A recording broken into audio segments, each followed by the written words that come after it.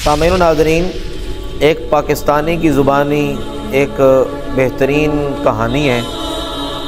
وہ کہتا ہے کہ میں فرانس گیا اور وہاں میں نے نماز کے لیے وضو بنایا۔ جب میں وضو کر کے فارغ ہوا تو ایک ڈاکٹر کو میں نے اپنے پاس کھڑے ہوئے پایا، تو اس نے مجھے سوال کیا کہ تم کس شہر سے ہو؟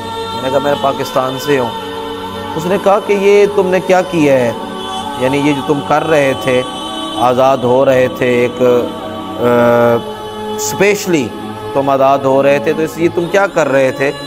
میں نے اسے کہا کہ میں نے یہ وضو کیا ہے۔ جب بھی ہم نماز ادا کرنے کا ارادہ بناتے ہیں یا کوئی بھی عبادت کرنے کا جب ارادہ کرتے ہیں تو اس سے پہلے یہ وضو کرتے ہیں۔ اس نے کہا یار میں نے تمہارے اس وضو میں ایک عمل دیکھا ہے، یعنی سر کا جو تو نے مسح کیا ہے نا، اس سے میں بڑا حیران ہوں۔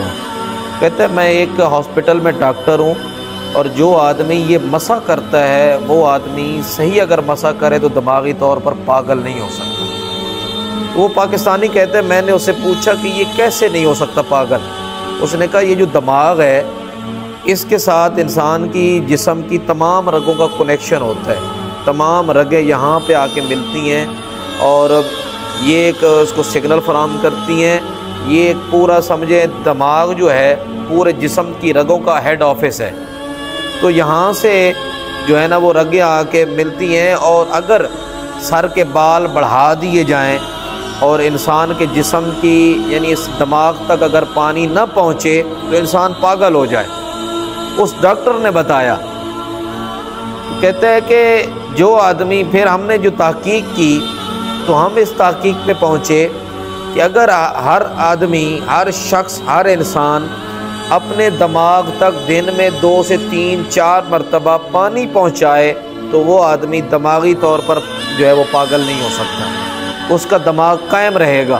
ہم نے تو اپنی تحقیق کی، لیکن آج تمہارے اس وضو نے ہمیں بتایا کہ جو آدمی دن میں 5 مرتبہ یہ وضو کرتا ہے وہ کبھی پاگل نہیں ہو سکتا۔ یعنی اگر وہ صحیح طریقہ سے اپنا یہ وضو جاری رکھتا ہے اور وہ 5 وقت کی نماز کا پابند ہو جاتا ہے، صرف فرائض ہی ادا کرے۔ اس نے پھر باقی ساری اس پاکستانی سی ڈیٹیل پوچھی کہ تم کتنی نمازیں پڑھتے ہو، تم کیا کیا کرتے ہو، تمہیں کس نے بتایا، تم کس نبی کی امتی ہو، کس مذہب سے تم جو ہے نا وہ تعلق رکھتے ہو، وہ سارا اس نے بتایا۔ اور پھر وہ لکھتے ہیں کہ وہ یہ سارا سن کر اور اسلام کی اس جو ہے اسلام سے متاثر ہو کر اس نے اسلام قبول کر لیا، کلمہ پڑھ لیا ڈاکٹر نے۔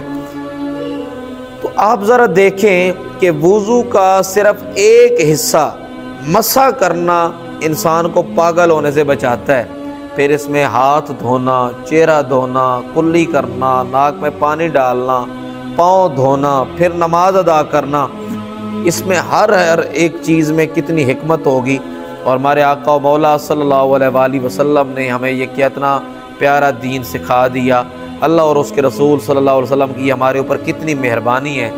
تو جتنے میرے سامعین و ناظرین ہیں، آج سے کوشش کریں کہ مسح خصوصاً وضو کے اندر جو عمل ہے اس کو صحیح طریقہ سے ادا کریں، اور اس کے ادا کرنے کا طریقہ میں نے بتایا ہوا ہے اپنے چینل پہ، وہ بھی دیکھ لیں، ہماری کتابوں میں بھی موجود ہے، وہ آپ دیکھیں، سنیں، سمجھیں اور اس کے اوپر عمل کرنے کی کوشش کریں۔ اللہ رب العالمین ہمیں صحیح طریقہ سے وضو کرنے، نماز ادا کرنے کی توفیق عطا فرمائے۔ السلام۔